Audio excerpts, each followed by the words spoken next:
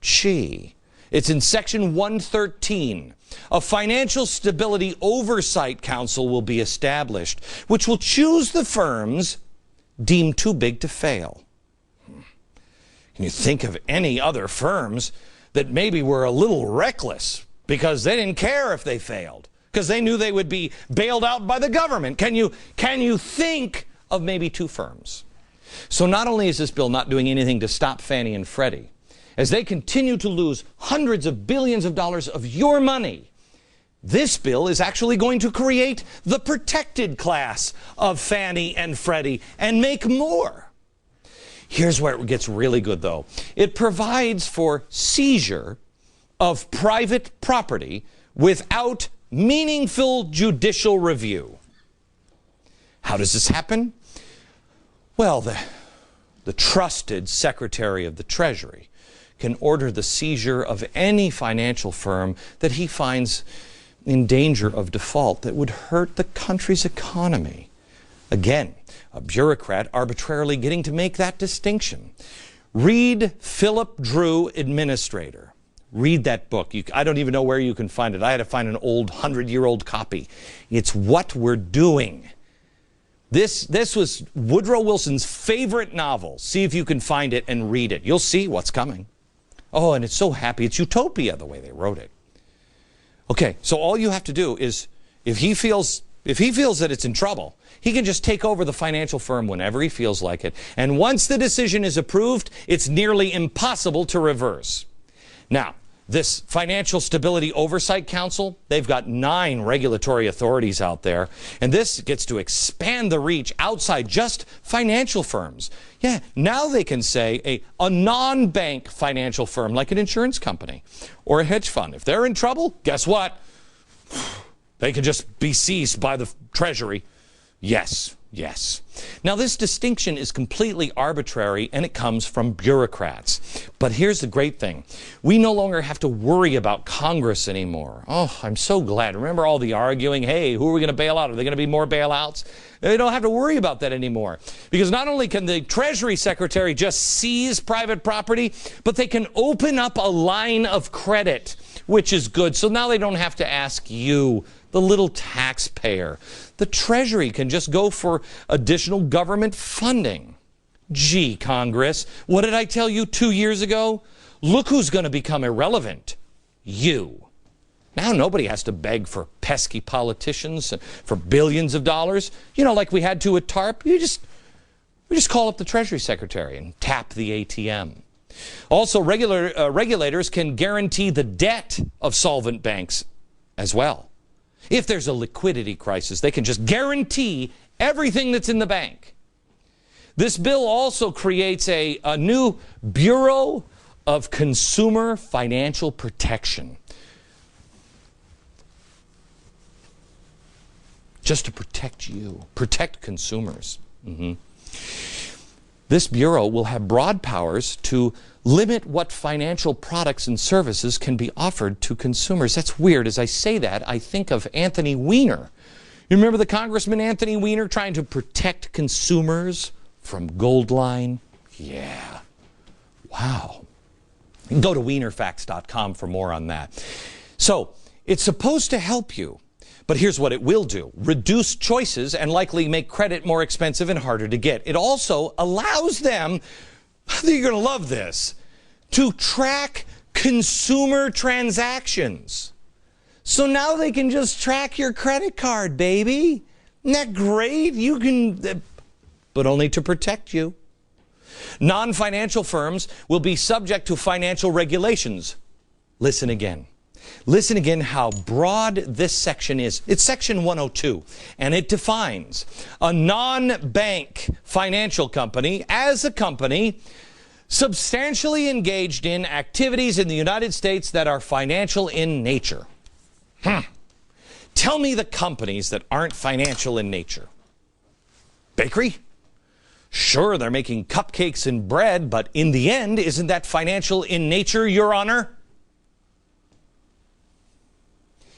They're making sure this bill is jammed down America's throat and finished. This is the date that they've set for themselves. They're going to vote on it tomorrow. Did you even know that?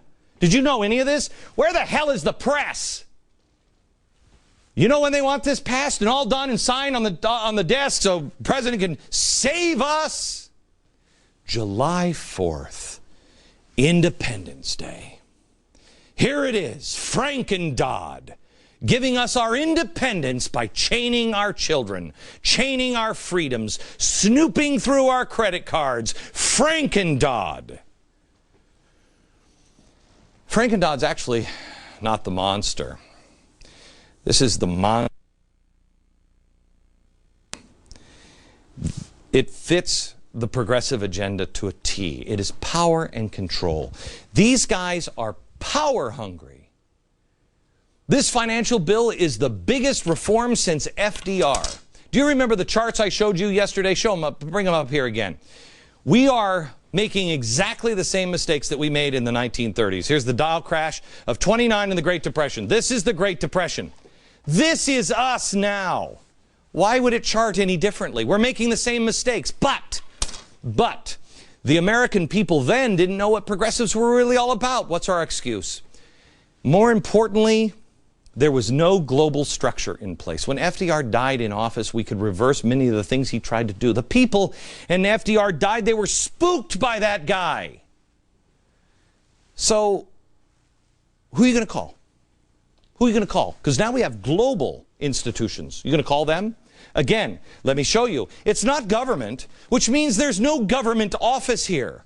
Don't worry, call your representatives who won't have any control. Governance is not government. It is the framework of rules, institutions, and practices that set limits on the behavior of individuals, organizations, and companies. They're going to tell you, I'm sorry, I can't do anything about it. It's regulation. We can't do anything about it. You go ahead and you call the IMF. You call your representative at the IMF. Tell them you don't like the fact that America spent $50 billion in tax money to bail out Greece. You call them. You call your representative at the UN and tell them you're not going to vote for him next time there's a UN election. You contact the World Bank and you say, I'm closing my account. You go ahead. This is why it matters. Taxation without representation. But see, you can't even say that because you have representation. They're the ones designing this for you. It's just the way the world is now. It's a global community. We don't want to, we just have to.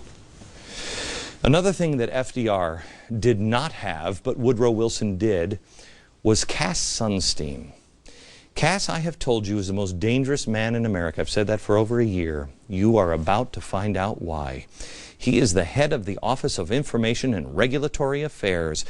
This is the man that controls everything through nudges. He'll just nudge you. He'll never tell you what to do. He nudges. Do you remember the Truman Show? Do you remember the guy, the director up in the control room? Watch this. Remember, where is he? That guy. That guy. Truman still had his freedoms. He was just nudging him in the right direction.